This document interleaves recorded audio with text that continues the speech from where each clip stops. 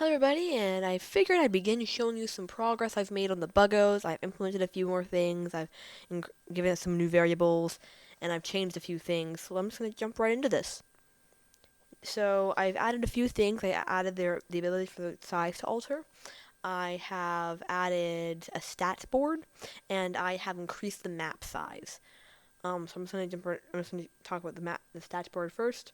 It's relatively simple. It's just in the top left-hand corner of the screen, and gives you the average stats for not only the entire population as a whole, but also for the individual families the in the world, and it just gives you their average stats.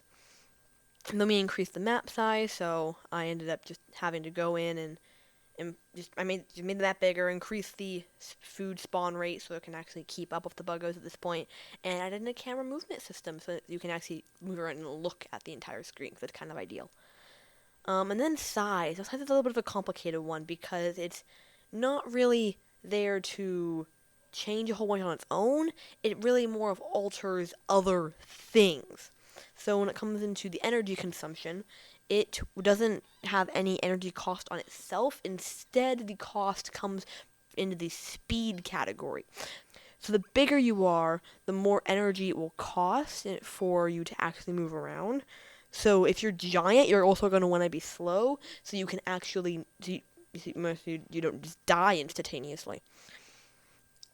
Now, if you are a buggo and you're about 50% bigger than somebody else, then you can eat that buggo, and you'll gain a third of their energy supply.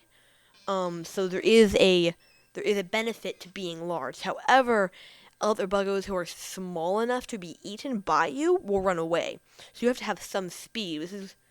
But again, it costs energy to move fast when being large. So it's really just gotta find that balance. So all in all, that's what I've worked on in this, and then I started work on a project, but still Buggo related, that I am calling the Bugos Colony Wars, and to put it plainly, they are in a environment in which they have to leave a nest, a quote unquote nest, and go out, gather food, and put it in the nest, and that's where they'll actually eat, and then from there they'll also fight over food with other colonies, and they will try to take out other colonies for land as well. So it'd be an interesting thing once it's done, but it's a little complicated right now. So not coming out anytime soon. That's about it. And thank you all for watching. Again, tell me if there's anything that I should add, anything that you think I should change a little bit, and I'll see you in the next video. Bye.